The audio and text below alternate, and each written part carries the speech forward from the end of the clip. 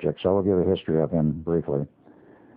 But Tesla was working at that time in the University of Chicago with Dr. John Hutchinson, who was the dean of the university's School of Engineering, and a staff physicist by the name of Dr. Emil Kirtenauer. These people, including Tesla, got together for a theoretical discussion of, can you make an object invisible, and if so, how do you do it? Well, this was literally a paper study. Nothing came up of this in terms of building any hardware during this period of time. In 1933, Franklin Delano Roosevelt became President of the United States, and he knew Tesla from World War I. Roosevelt, of course, was at that time an Undersecretary of the Navy during the period of World War I, and Tesla was invited and asked to do work for the government in lieu of other things during the period of World War I, which he did. This, of course, established a friendship between Roosevelt and Tesla, and when Roosevelt became president, Tesla was invited to Washington for an old get-together of old friends. Nikola, what are you doing these days, and so forth. Nikola talked about his theoretical studies and the things he had been doing, and what most particularly was important, that he was looking at the study of a program for invisibility. And at that time, it was purely theoretical. But Roosevelt, not being an uneducated man, thought this was a very interesting project, and he says, I think this will be of interest to the military. And he said, I'll see that you get some money to fund this project. And, oh yes, I would like you to be the director. And it will be moved from Chicago to New Jersey to the Institute of Advanced Study, which had just started up and opened its door, so to speak, for business in 1933. And there were 4 original scientists, mathematicians who were assigned there. They were invited, and of course they were paid a salary. Dr. John von Neumann accepted a salary there of what was an almost unheard amount, $10,000 per year, to join the staff of the Institute. A man by the name of Dr. Alexander joined. He was not part of this project. A man by the name of Dr. Oswald Veblen joined the staff. He was not part of this project, but he was one of the first 4 people brought on board, and of course, Dr. Albert Einstein. These were the 4 original scientists, engineers assigned to the Institute, and of course the projects undertaken by the Institute, being a premier think tank for the United States at that time, caused the expansion of the staff over years following. But these were the 4 originals. And of those, only 2 were heavily involved as time went on with the project, the Philadelphia experiment. Einstein was a very, shall we say, strange person in the sense that he was there as a consultant. He was into mathematics and pure physics, and I don't need to go much into his history because it's well established except for one point. Many of his biographers say that he left Germany in 1933 because that was when Hitler took over and he fled for his life, or what he feared would be his life if he stayed. He actually left in 1930 at the insistence of friends who said, where the political scenario in Germany was going. He said, well, you recommend that you leave Germany now? Well, it's easy to leave. The National Socialist Party, which was the party of Hitler, did not want him to leave because he was considered a national asset. He was virtually kidnapped and taken out of Germany to the United States, and he was at Caltech for 3 years, from 1930 to 1933, which is not well known. A friend of mine, now deceased, who was an English mathematician and scientist, had seen and met Einstein at Caltech during that period of 30 and 33 and verified, because he saw Einstein many times and even was in Einstein's home in California at that time. In 1933, he accepted the appointment to from Caltech to the Institute of Advanced Study and, of course, joined the staff and remained there until he died in 1955. But Einstein was a brilliant man, and, of course, he was in many different projects, and he was the consultant, if you will, internally. The project was moved there, as I said, in 1933, and, of course, it continued then with Navy funding, but was an open project, not classified, and was quite basically a research study. This went on until 1936 and on beyond that. But in 1936, they had their first test of some hardware to see whether they could actually make an object invisible, and it didn't really work. But it gave them encouragement they were working in the right direction. this continued on until 1940.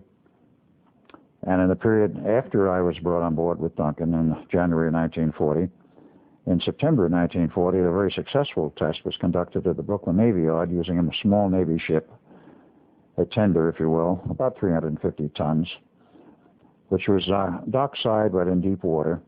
And some of the equipment was on board the ship, mostly the coils and antenna system, and all the heavy hardware was not on board that ship. It was on the dock, and there ran through cables to the various elements involved in the ship. So it turned on, the ship became totally invisible optically. Nobody was on board the ship. Everybody was removed for safety. And they were concerned that something might go wrong with this test. They wanted it on long cables so that if they had to, they could cut the cables, and if it was important enough, they'd sink the ship. No such precaution was actually required, though they took those precautions, and of course there was no problem. Everything worked according to plan. The ship was invisible. Nobody was on board, which was very important because of later results with further tests at a later date. So at this point, Roosevelt was elated, the Navy was elated, who was funding this project. It was immediately classified. With this completed test, it's only actually the first phase of continuing work. At that point, the Navy classified it, and of course, everybody else had to get clearances that was working with this project, and our offices were opened in a special building on the Philadelphia Navy Yard. The project was moved there, as I stated, and of course we had to move back and forth. The theoretical work continued on at the Institute, and it was sort of a case of the theory was at the Institute and the work in terms of hardware was at the Philadelphia Navy Yard. The next thing that happened was that Roosevelt, being elated over this, says to Nikola Tesla, who was the director, if you can make a larger ship invisible, you can make anything invisible. I'm going to give you a real ship now, a battleship.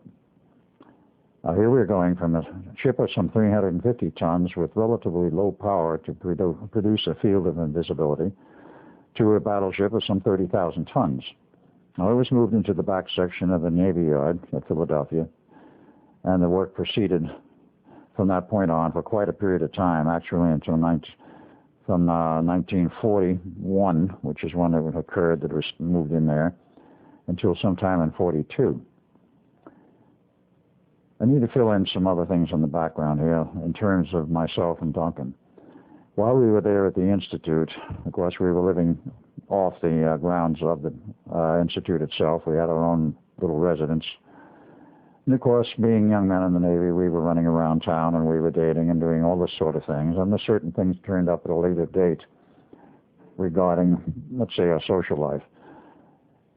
There's a strange series of events I want to get into, but this will be just a little bit further down the line. In the period in which all of this work was done, we were not, of course, privy to the earliest work, but we were brought up to speed. We were told what had happened, and Tesla, of course, became rather friendly. He was a very quiet and, shall we say, withdrawn man. And the history of Nikola Tesla is very interesting, and one has to understand something of his past and what he went through to understand how he wound up where he did and why he had the personality and character which was known to him at that time, but to his friends, which were rather few. He was born in 1863 in Smiljan, Croatia, now part of Yugoslavia, and he was the younger son of a priest. A priest, of course, had a wife, and there was an older son, a brother. Tesla was born in 1863. The other son, the firstborn, was 3 years older. He grew up in this family in rather poor circumstances, but they did learn how to ride because that was a transportation at that time. But his brother, at the age of 10, had a horse accident, which he fell off the horse, broke his neck, and died. This apparently broke up Tesla very badly because he was very close to his brother for whatever reason. They had that very close feeling of relationship. Quite possibly he never got over it. As time went on, father was trying to groom Nikola for the priesthood, and Nikola couldn't have cared less. He wanted to go to engineering school. Of course, he went through the normal schools at the time, and at the age appropriate to joining the schools, the more advanced schools, he went through the secondary schools. But then he finally, after long arguments with his father, who said, absolutely no, you will not go to engineering school, you're going to become a priest, Tesla became very ill. Whether it was a feigned illness or whether it was a genuine illness, psychologically induced, history does not record. He became very ill. His father thought he might be dying like the older son. He finally relented and says, all right, Nicola, you can go to engineering school. Nicola miraculously recovered. And, of course, when the time was appropriate, he went to engineering school. He went for 1 year. And in 1879, his father died. And, of course, therein the funds were cut off. He could not continue on in school formally. So he went to work, first in the telephone system works in Bucharest, I believe. Tried to continue his schooling on the side, as the saying goes, monitoring the classes without being a matriculated student, being the normal tuition. Considered very brilliant by his parents, not only his parents, but most particularly by his professors. And then in 1882, he went to Paris, went to work for the Edison Works in Paris. He was there until 1884. During this entire period of time, he had argument after argument with his professors because he was, at that point, even so brilliant that he envisioned new forms of electricity. DC, of course, was the common thing at that time, developed by Thomas Alva Edison. And, of course, Edison's works were all over the world at that time, and they had a major installation in Paris, which he went to work with. And the head of the engineering works in Paris considered Tesla very brilliant. Tesla decided he wanted to come to the United States in 1884 for greener pastures, if you will. And he got a letter of introduction from the works manager in Paris to Thomas Alva Edison at Menlo Park, New Jersey. So he bid his farewells and got on, went to England, and of course got on one of the regular steamboat trips. And didn't have much money. Someplace along the way he lost a suitcase of clothes. The only thing he managed to keep and to survive on his trip was a book of poetry he liked, the letter of introduction to Edison, and literally 4 cents in his pocket. This was, of course, the way he arrived in New York. So what does he do? He tries to get temporary work in order to survive, and eventually meets Thomas Edison in New Jersey and gives him the letter of introduction. Tesla was, Edison was impressed by this. Tesla was perhaps not quite so impressed with Edison as Edison was with Tesla because of the letter. And he says, tell me, Mr. Tesla, what are some of the things you have done and what are you interested in? So he told Edison about his ideas, in which he envisioned a new form of electricity, AC, alternating current. Edison, of course, having been the, shall we say, the principal proprietor in terms of building hardware, all DC motors, DC generators, a lighting system which, of course, didn't care whether it was AC or DC, but having invented the light bulb and a few other things, that is the incandescent lamp, he saw in Tesla a man who was, to his idea, argumentative, but nonetheless brilliant. Tesla felt that he had no chance to be with Edison and was about to walk out, and Edison said, no, we may not agree on some things, but I need all of the engineers and good engineers I can get. Report 7 a.m. in the morning for work. So we did. The first project that Tesla worked on, and the only one apparently that he worked on during this period of time, was one that Edison gave him, how to stop the arcing of the brushes in DC motors. It was quite a problem at that time. And we're talking in the period of around 1884. Obviously, there's been a great deal of change and progress since, but this was the beginning of progress, if you will. And he also promised Tesla that if he completed this project in time, he would give him a $50,000 bonus. Well, of course, Tesla went to work. He wanted to establish his own laboratory. And of course, he couldn't do it without money. So he completed the work in proper time. Everything was according to what Edison wanted, so he asked Edison for the bonus. Edison sort of laughed and says, bonus? He says, you don't understand the American sense of humor. And Tesla looked at him and says, "No, I don't," and walked out the door and went back to work digging ditches, quite literally. He had to survive, and of course, he had no resources at that point.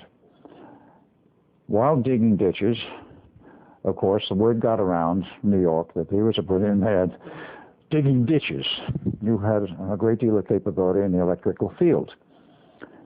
The first person that contacted him was the then head of and owner of the telegraph company in New York, and he approached Tesla and says,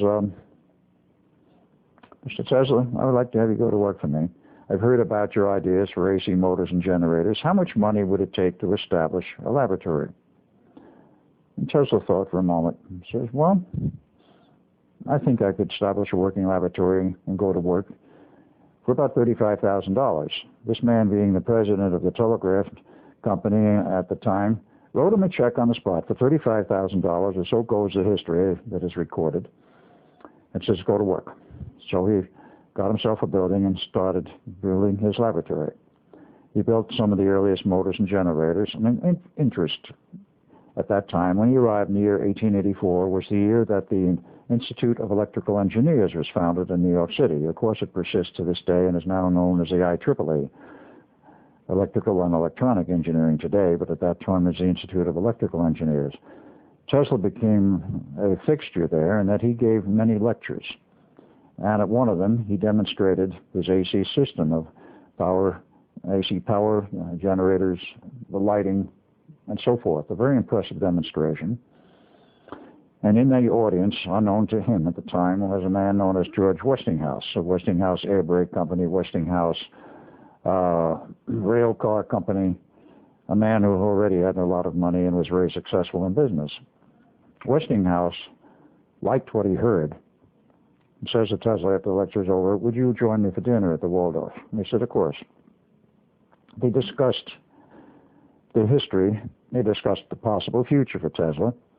Tesla at this point already had 20 patents assigned for AC power, AC theory, and the whole 9 yards of AC equipment, issued patents. And he says, "How much do you want for all 20 patents if you sign them to me? What kind of money is involved?"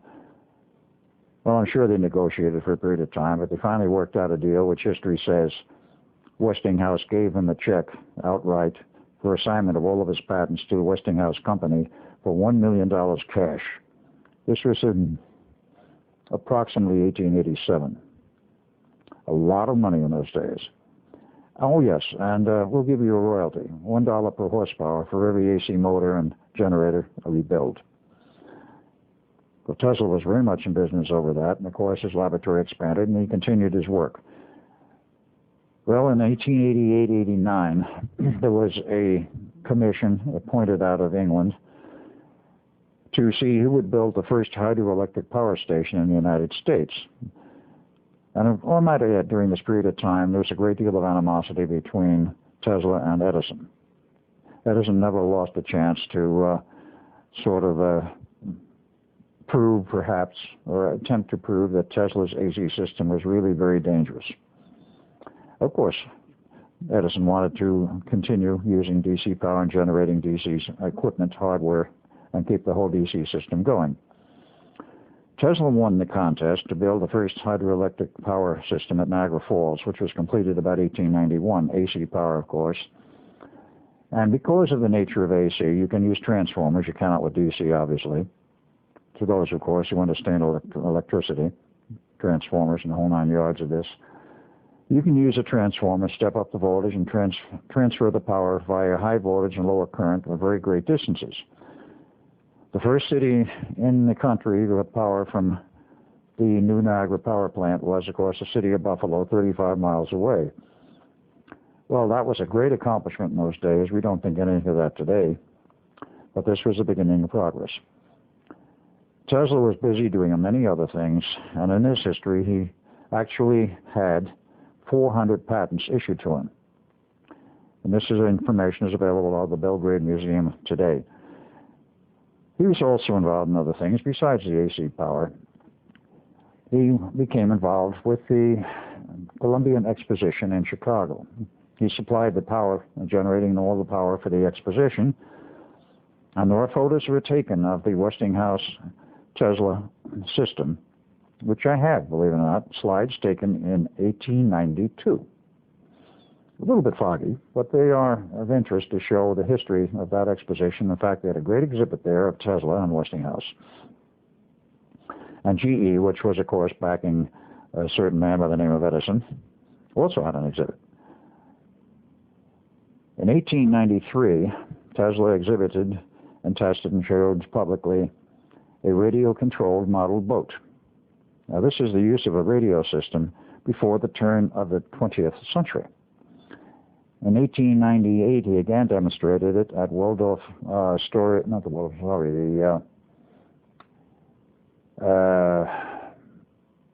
one of the big stadiums in New York, which they could flood with water, and he put a boat basin in there, and he demonstrated he could control the boat by radio in this boat basin in New York City in one of the large stadiums, which has since been torn down.